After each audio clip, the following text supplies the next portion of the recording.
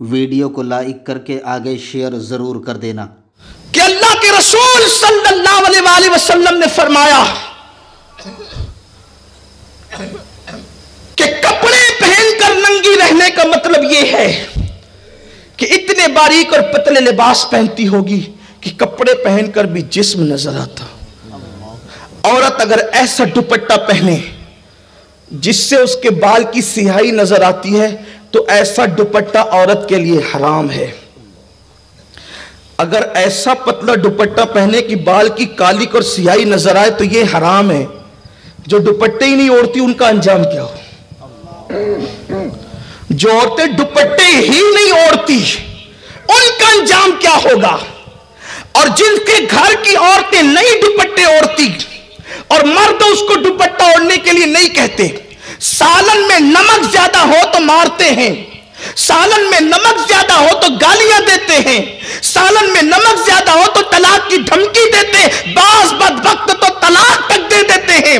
مجھے آپ سے پوچھنا چاہتا ہوں، تمہاری زبان کے ذائقے کے مطابق اگر کھانا نہ پکا تو تم نے عورتوں کو طلاق دیا، کبھی تم نے اپنی بیوی کو یہ بھی کہا کہ دوپٹہ اوڑھنا تجھ پہ فرض ہے، تو نے دوپٹہ کیوں نہیں اوڑھا؟ اگر دوپٹہ نہ اوڑھے گی میں تجھ سے بات نہیں کروں گا، دوپٹہ نہ اوڑھے گی تو میرے گھر میں رہنے کے قابل نہیں ہے. اللہ اکبر. سنو سنو، میرے نبی نے، سچے نبی نے، صادق و مصدوق نبی نے فرمایا جس گھر کی عورتیں دوپٹہ نہ اوڑھے، بے پردہ گھومے، سر کے بالوں کی نمائش کرے، اس کا بھائی اس کو نہ روکے، اس کا باپ اس کو نہ روکے، اس کا شوہر اس کو نہ روکے، میرے نبی نے فرمایا ایسے مرد دجوس ہے، دجوس. اللہ نہ ان کی نمازیں قبول کرتا ہے نہ دعائیں قبول کرتا ہے، اور اللہ ایسے مردوں پہ لعنت کرتا ہے جس کے گھر کی عورتیں بے پردہ گھومتی ہیں. مجھے بتاؤ جن مردوں پہ قدرت لعنت کرے، جن مردوں پہ قدرت لعنت، وہ عزت کے ساتھ رہ سکیں گے؟ اور عورت دوپٹہ نہ اوڑھے تو اس کے گھر کے مردوں پہ لعنت پڑتی ہے، اور جب اس کی وجہ سے مردوں پہ لعنت پڑتی ہے اگر وہ منع نہ کرے تو، اس کو نہ روکے تو ان عورتوں کا خود کا انجام کیا ہوگا؟ ان عورتوں کا خود کا انجام کیا ہوگا؟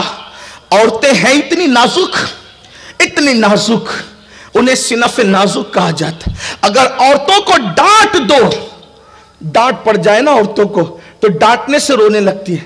میں سوچتا ہوں میری بہنیں کتنی کمزور ہے، کتنی نادان ہے.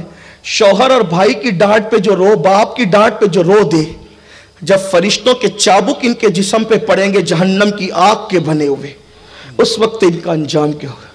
جو ڈانٹ نہ سن سکے اور رو دے، جب فرشتے ان پہ چابک برسائیں گے بے پردگی کی بنیاد پہ، ہونٹوں پہ لالی لگانے کی بنیاد پہ، پتلے پتلے باریک لباس پہننے کی بنیاد پہ، مردوں سے فون پہ لمبی لمبی باتیں کر کے، زنا کی باتیں کر کے، ناجائز حرام باتیں کر کے بھاگنے کا پلان کرنے کی بنیاد پہ، اس وقت ان کا انجام کیا ہوگا؟ بڑی معذرت کے ساتھ مجھے کوئی شوق نہیں ہے ان عنوانات پہ تقریر کرنے کا، لیکن نشتر جو لگاتا ہے وہ دشمن نہیں ہوتا.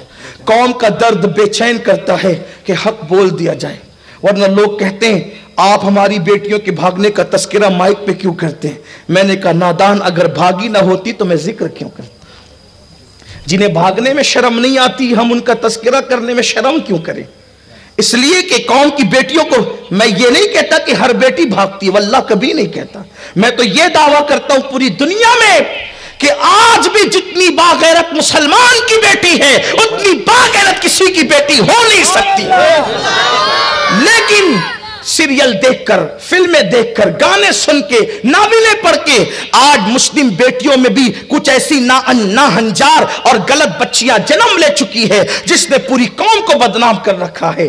ہر دن کسی نہ کسی اخبار میں، ہر دن نیوز چینلوں پر مسلم بیٹیوں کے بھاگنے کی داستان آتی ہے. لیکن یاد رکھنا اس کے ذمہ دار بھی صرف وہ بیٹیاں نہیں ہیں، ہم بھی ہیں، کیونکہ ہم نے اپنی بیٹی کو سیریل دکھا کر تو پالا، ہم نے اپنی بیٹی کو سیدہ सैयदा फातिमा की सीरत कभी नहीं सुनाई, माँ आयशा सिद्दीका की जिंदगी कभी नहीं सुनाई। अल्लाह अकबर। हमने तो अपनी बच्चियों को गुनाह और जराइम दिखाए फिल्मों की शक्ल में, लेकिन हमने तकवा और परहेजगारी की बातें कभी नहीं बताई। वजह यही है, कौम की बच्चियां बिगड़ती चली गई, कौम की बच्चियां दिन से दूर होती चली गई। तो आइए बात बहुत दूर न चली जाए, मैं 2 जुमले कहकर अपनी बात को फिर अपने उन्वान की तरफ लेकर चलता हूं। मैं अपनी वीडियो को लाइक करके आगे शेयर ज़रूर कर देना।